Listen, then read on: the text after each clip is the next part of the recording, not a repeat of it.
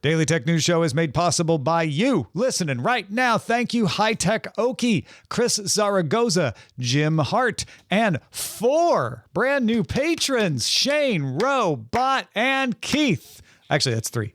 Shane, Robb, and Keith. Thank you. Welcome, everybody. Good to have the new patrons in. Yay. This episode of DTNS, Signal offers an alternative to Zoom. Why the Mac Mini power button is on the bottom, we have an explanation. And Meta won't track you in Europe, but you won't be able to skip the ads. This is the Daily Tech News for Tuesday, November 12th, 2024 in Los Angeles. I'm Tom Merritt. From Columbus, Ohio, I'm Robb Dunewood. And I'm today's producer, Amos. We have got a wonderful show for you today. Sarah Lane is off, Roger Chang is off, but we got Robb, we got Amos, and we got tech news. So let's start with the quick hits. NVIDIA has launched a merged app that will combine some of the functions of GeForce Experience and things you get in the control panel all in one. It's available to download now. Probably only useful if you're an NVIDIA GPU user, though. The main screen of the app will display the latest drivers, so you can get to those right away and update them. NVIDIA apps that are useful will also be suggested if you want to get those. You'll be able to configure settings like optimal playable settings, configure G-Sync, fine-tune other performance. There's some AI settings in there. A section at the bottom of the app will show you your recently launched games and programs. So once you're done tweaking your settings, you can launch right into them. And there's a redesigned gameplay overlay when you're playing a game, so you can access recording tools and AI-powered filters a little easier. The AI stuff, of course, only good if you have an RTX GPU. The app will have a gallery as well, so you can see all those screenshots and videos you recorded. The largest shopping day in the world is not Black Friday, but it's Single Day. That's yesterday, November 11th, also known as Double 11 or Preparo Day in Korea. Alibaba supercharged it into a shopping day in 2009 and still leads the way. Alibaba said 70,000 merchants saw sales double with global free shipping. However, some folks expect the growth in sales to be much lower this year because the economic conditions in China were not that great. Singles Day originated there and is still most popular there. Indeed. It's still a big day. Netflix says its ad-supported version of the service now has 70 million users worldwide. That's up from 40 million in May, and I think they only had like 22 million back in January, so it's kind of skyrocketing. The ad-supported version is not available in all countries either, but where it is available, more than 50% of new customers choose it. Netflix also announced it is using its own homegrown ad tech in Canada right now, and it plans to move off of Microsoft's system elsewhere if that goes well. Leave it to LG to grace the end of your year with a new prototype display tech like rollables and stretchables. LG Display says the new material can stretch up to 50% from 12 inches to 18 inches. It uses a silicon substrate used in contact lenses along with a wiring design structure that can handle the stretch. The display has 100 ppi and a 40 micrometer light source. The screen can be stretched more than 10,000 times. Ooh, stretchable. I don't know what that's good for, but it looks cool. Zoox vehicles have no steering wheel, no brakes. They are fully autonomous, thankfully. And they have started testing them with their own employees on public roads in San Francisco's South of Market neighborhood and on the Las Vegas Strip, as if they needed more cars on the Strip. However, they might not stay on the road. We'll have to see. Zoox says it self-certified its vehicles, but the U.S. National Highway Traffic and Safety Administration is actively investigating that. And even if that stands, which it might, commercial operations of these kinds are prohibited right now. So they're going to have to do a lot more work if they want to be able to, carry public paying people. And that is a look at the quick hits. Secure messaging app Signal has added a new video call set of features. You can now send a link to someone to start a call. There's a calls tab. There's reactions in the video call. The calls tab lets you make new calls and see call history, as well as make a link that you can send to someone to start a call. So if you want to do a video conference, they don't have to have Signal. You can just send them the link and they can join the call. Links are reusable as well. So if you have a regular call, you can just all use the same link every time. You can name calls, manually approve people to join a call, kick, remove, or block participants. People can queue up to ask questions. The desktop version of Signal can also switch between grid, sidebar, and speaker views. Now, Robb, this definitely sounds like a lot of Zoom and Skype style features in Signal, and a lot of the headlines are saying, Signal's coming for Zoom. In fact, I think I named my newsletter that this morning. But how many people are going to use this, do you think? Well, if you already are using Signal significantly, then these new features will be, okay, it's cool. I can do these things with people who are already use Signal for. Unfortunately for Signal, and I was back in the day, like years ago, a big proponent of Signal. It was, and still in many ways is very, very good as far as their security is concerned, but it started getting lapped by other presence type applications. And they're adding these things in. You're not going to catch up to Zoom. You're not going to catch up to Google Meet. You're not going to catch up to Teams. So I can applaud the effort, but unfortunately, I think that Signal. I guess they're still doing okay, but they have missed their opportunity for that massive growth because other companies that are significantly larger than them have already done it. So the features are fine. That they are good, but do I see people saying, oh, wait, there's this new thing on Signal. Let me stop using what I have my company already standardized on to go to Signal that we already moved away from because it didn't have features. I don't know that this is going to get those type of customers back. Yeah, it's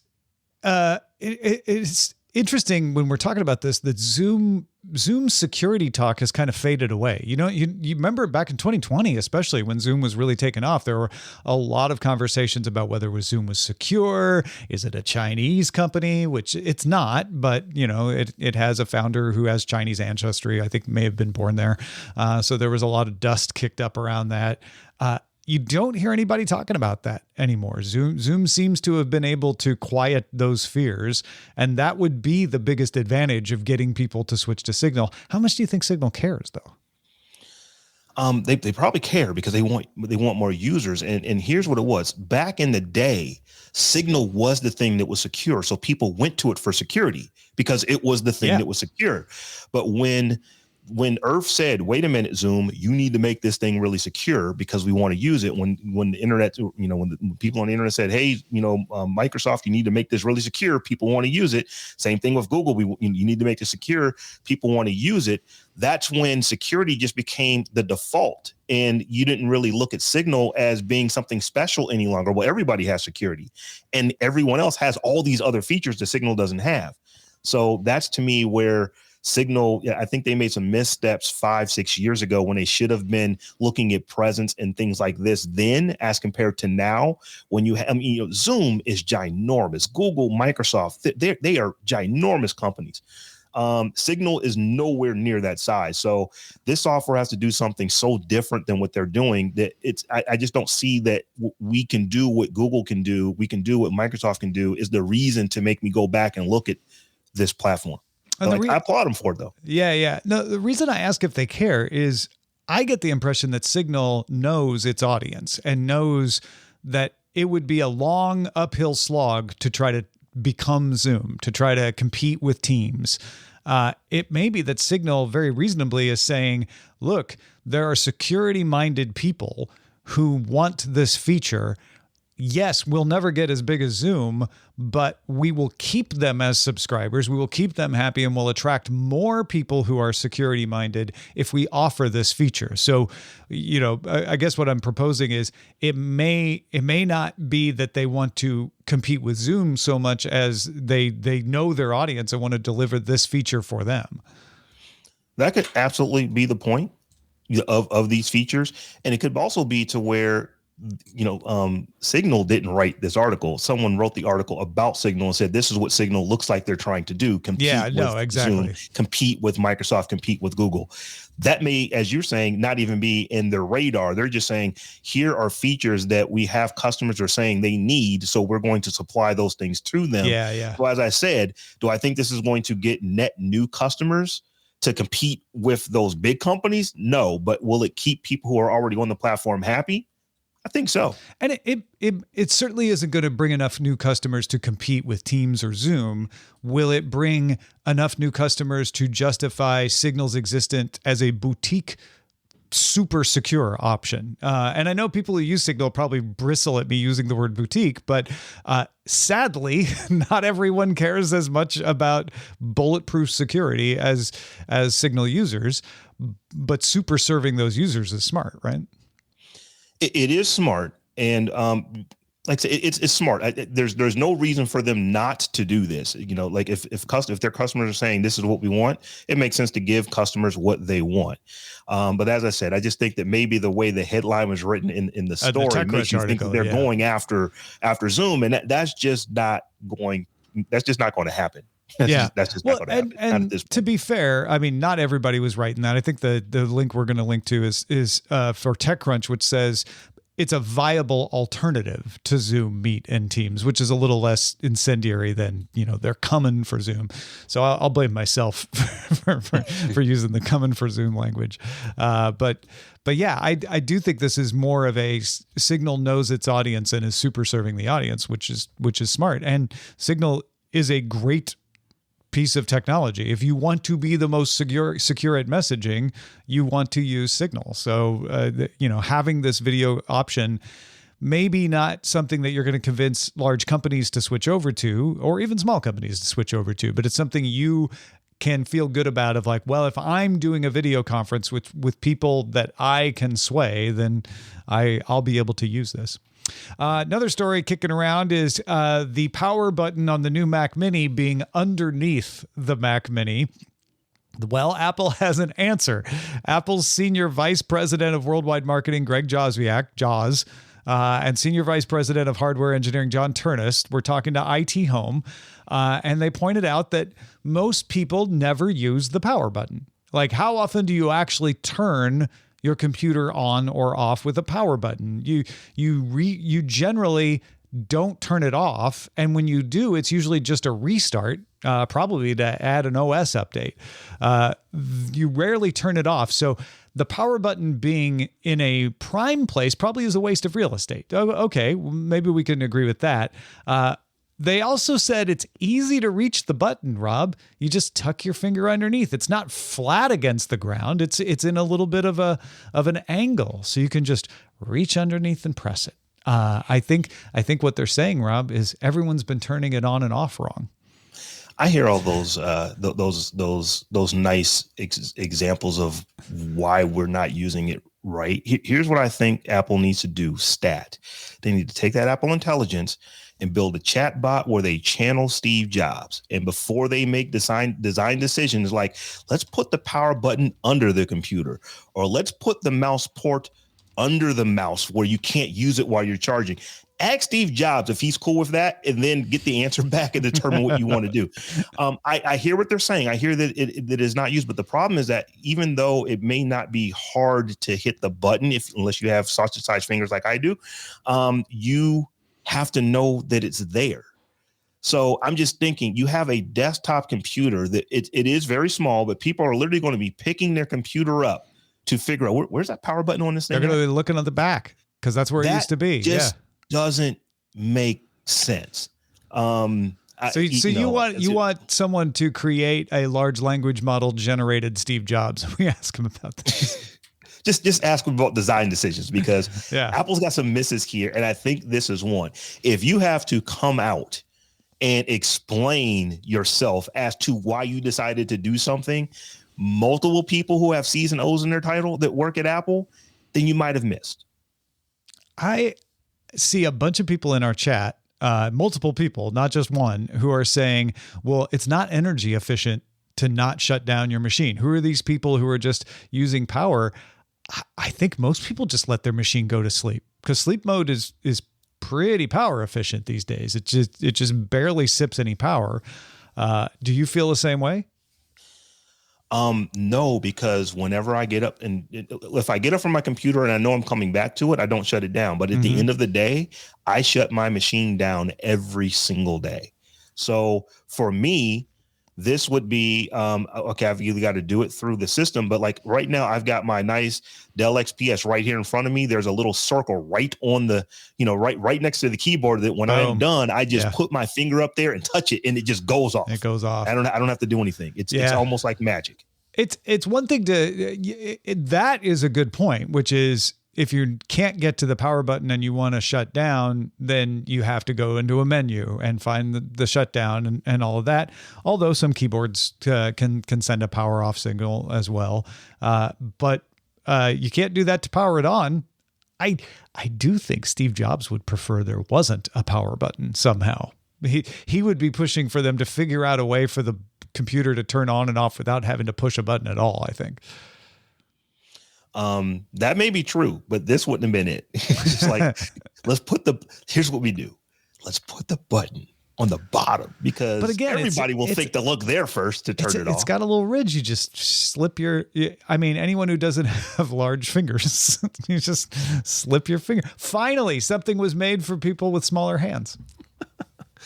If I may, as a person that Amos. uses a Mac Mini and has been using Mac Minis specifically for many years and had just recently switched to a Mac Studio, they switched the side of the power button on these models, and I already couldn't find it. And now it's going to be on the bottom, and I put stuff on top of my computer. It just seems really inconvenient for me as a person that already uses this very similar form factor. And I am one of the people that leaves my computer on all the time, mostly because I run folding at home when I'm not on my computer. So it can be helping with some research. Yeah, okay. But I've never been a person to shut my computer off every day because I'm used to being in the government where you had to leave it on overnight for it to push patches. So I just leave my computers on pretty much all the time. I've got 3 on right now at my desk. So here's the other thing that I've actually seen some people complaining about this is that the new Mac Mini is so small that you can literally Velcro it to the back of your monitor. And the fact that, okay, wait a minute, do I have to Velcro it backwards, upside down, so I can reach around and turn it off when I want to? It's still got the little it's got the little angle. You just slip your finger in. So you're gonna if you're like me and you have 19,000 monitors on your screen, you got to reach around and then get your finger in between the back of your monitor think what you're and saying the bottom of is the Mac Mini needs a remote. That would be the solution to this. Marielle Redclaw on X was responding to a bunch of people, said Apple TV doesn't have a power button at all. It just sleeps after 15 minutes without activity. And there is a power button on the Apple TV remote control that you can use to turn it off and on. So a remote control half the size of the device that you're trying to control. Yeah, exactly. Makes sense if you don't think about it. It does. See, that's everybody's problem, Rob. They're just thinking about this too hard. Thinking about it. Stop thinking about it. I'm still convinced now that I said it that Steve Jobs would not want there to be a power button. That you should just be able to press the space bar and it powers on, and do some key command or something to power it off. But you shouldn't need a power button at all. Is kind of where I think his head would go. Maybe that's half where their head was when they're like, well, nobody uses it anyway. Let's include it, but we don't have to mess up the design by putting it somewhere. Although in the back, nobody sees. But I don't know. If there was no power button, though, there probably still would be a hard reset button. Because you wouldn't want to have to unplug your. That's what Mac you do with Mini. the Apple TV. You just unplug Apple it. TV though, but I mean, your actual computer that you may have peripherals and stuff plugged into. You don't want to just yank the power cord out on that to get it to turn off. There needs to at least be a reset button. And hopefully, if Steve Jobs did it and he said no power button, but there's a reset button, he wouldn't put it on the bottom. He'd put it on the back. So what you're saying is it could be worse. We could just use the little SIM key that doesn't come with our phones anymore. Yeah, a little paperclip. Yeah. Okay. Folks, what do you want to hear us talk about on the show? This came from our subreddit. That is a place where you can let us know great topics to talk about. Submit your stories and vote on them at reddit.com/r/Daily Tech News Show. So, folks, we're going to be talking about just the EU and just some of the rules they have going on over there. We're going to start with an effort to comply with the European Union court ruling and what Facebook is doing. They are basically Facebook and Instagram. They are, the parent company Meta is offering EU users the option of less personalized ads. This change is designed to limit the use of personal data harvested from these platforms for targeted advertising. Under this new option, users will see ads based on the context of their current session. These ads may also target users based on age, gender, and location and are less tailored to individual preferences. Additionally, some ads may be unskippable for a brief period of time. And if you still don't want ads at all, you can still get that. Meta is cutting the price of the subscriptions from to £8 on mobile devices, 5 additional pounds for, I'm saying pounds, I should say euros for each additional mobile device account. So Tom, this one is interesting to me in a couple of ways. It seems like what the European Union is saying is that we basically are just going to set the law that you cannot get this type of information on individuals, regardless of whether they opt into it, regardless of whether they pay not to get it. We don't want you using, super targeted ads in tracking on our citizens. And it kind of feels like that's what they're doing. So like something that Meta used to be able to do, they used to be able to track, you to the nth degree.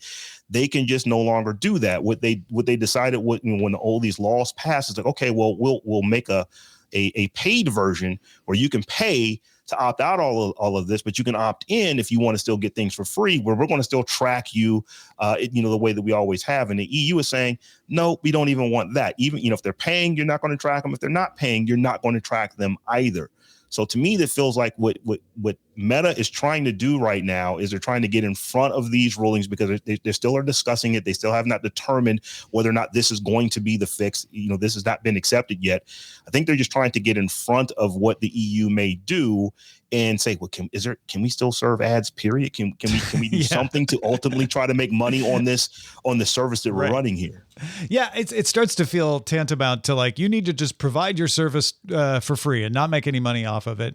To be clear, not that many people will do it, but you can, in the EU, under this plan, should it get implemented, opt in to be targeted with personalized ads. And I'm sure Facebook and Instagram will go to great lengths to convince you that's a wonderful idea. Like, get more personalized ads, but it has to be informed consent under the GDPR. So they have to explain everything that they're tracking on you, and that's going to scare a bunch of people off.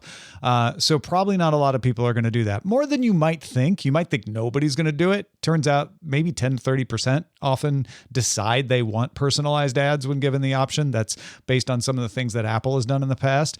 But yeah, most people are not going to want to pay to get rid of ads. Some will, just to get rid of ads, but they won't have to pay to get rid of tracking. That is the key here, is that the pressure was on them to say, look, if you're making people pay to get rid of tracking, that is not freely given consent.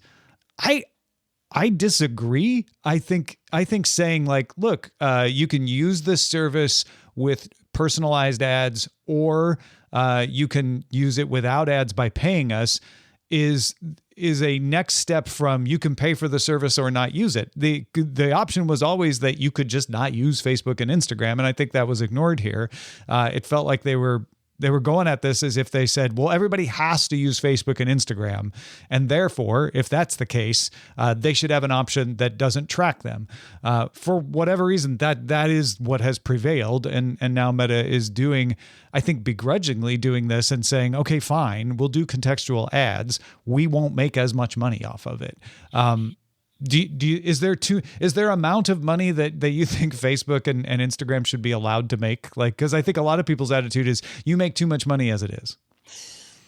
Companies generally want to make all the money possible for them to make. Yeah. So clearly they're not going to be happy about this. I'll correct you there, Rob. People in general want to make all the money that there is to make, and companies are made up of people. So so Apple, Meta, Google, they all want to make all the money. And so what a lot of people are saying is, oh, well, they're just going to shut down. And it's like, no, you can't just shut down. You can do that. Maybe like, there's been things where we've seen, we're just going to shut down here. And you guys tell us if you like that. But those are very, very small places with very few people where they do that because they know that it's just not worth the hassle. The European Union is worth the hassle. We're talking 400, 420, 430 million people. That's a lot of folks. It makes sense for them to be there regardless of what these rules are. 449.2 million.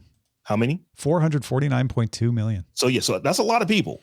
So that is an enormous market that they can't just say, well, we're just not going to be here because we don't like your rules. They're going to have to figure out how to play within the rules. Now, to your point, Tom, I don't know that I like this, because you literally have a company saying is like, we will give you this free thing if you give us this thing that we want. We want your data. And if you give us data, we will give you these services that you love.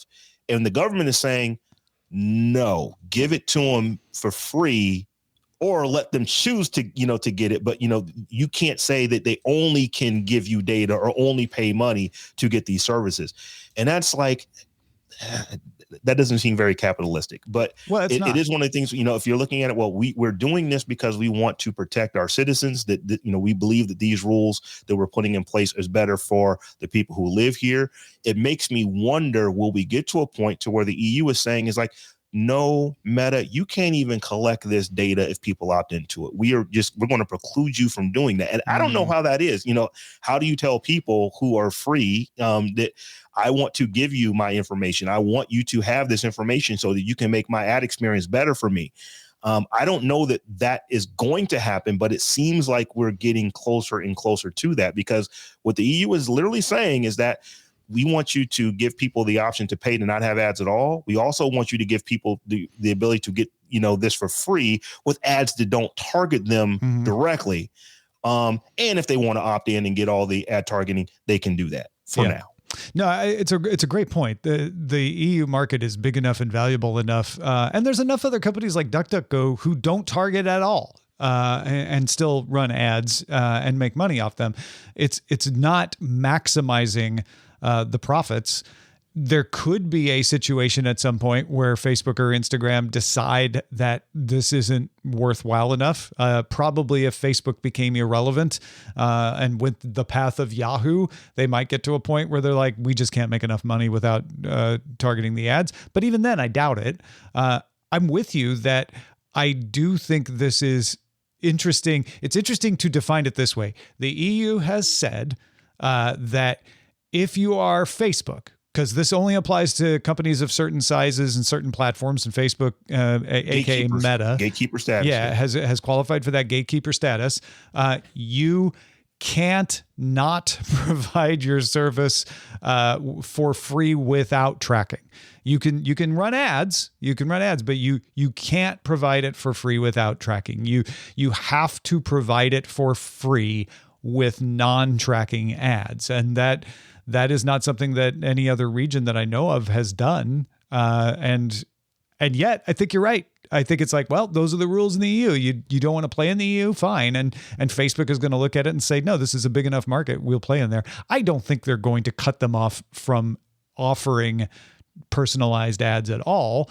But that said, I don't think personalized ads are going to be nearly as important in this situation where people can choose not to have them.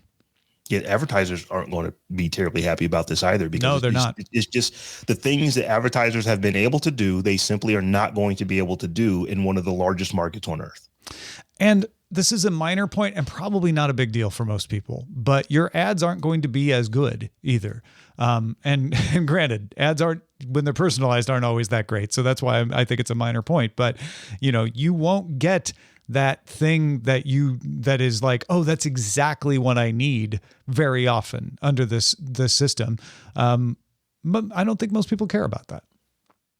No. The advertisers care about it. It's one of those things where we don't realize it's happening when it happens enough, because we think everything is random, even though we know it isn't, that when it goes away, we won't miss it, if that makes any sense. We won't miss it. And the game that Meta is going to play is that, can we deprecate the experience enough that's going to force enough people to want to pay for it so that we make our money back, or at least we're still profitable, as compared to everybody just goes to this, to where we're just going to be back in the old days where you were on a Netscape and the ads had nothing to do with what you were looking, well, they did say they will be based off of context. So hopefully it won't go back to where you were just getting, crazy ads, just whoever paid the most to have that ad in front of you. Hopefully we're not going to go back to that. In other EU news, block regulators notified Apple that its geo-blocking practices might be in violation of consumer protection rules. Apple doesn't let you use a credit card issued outside the country that you're registered in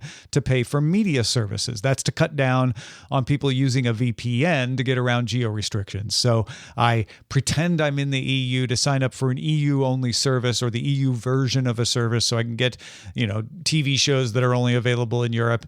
If I have a credit card that's registered in the US, well, they won't let me sign up. The EU's saying, no, you got to let them sign up. If they appear to be in the EU, it doesn't matter where their credit card is. If their payment's good, you should take it.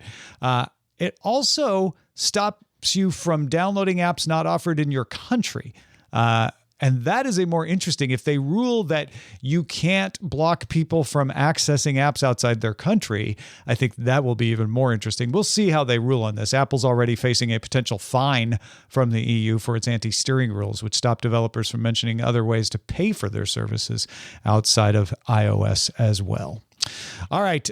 We have a new show we want to tell you about. Data scientist Andrea Jones-Roy. I know a lot of you really enjoy her appearances here on DTNS. They have a new show called Behind the Data. This is a show that we piloted during Experiment Week, and it's coming back as a standalone show. The 8 episodes of season 1 will look at the data sets that help us understand crime, TV, movies, state of our health of democracy around the world, and all of it. If you want to sample that, go find it at behindthedatashow.com. And patrons, stick around for the extended show, Good Day Internet. I don't have Apple Intelligence on my iPhone because of where I was when I applied the update. Also, Ticketmaster is convinced that I'm either a bot or in Australia. I've got that and more tales of tech on the road. And we might even compare some notes about VPNs too. Stick around.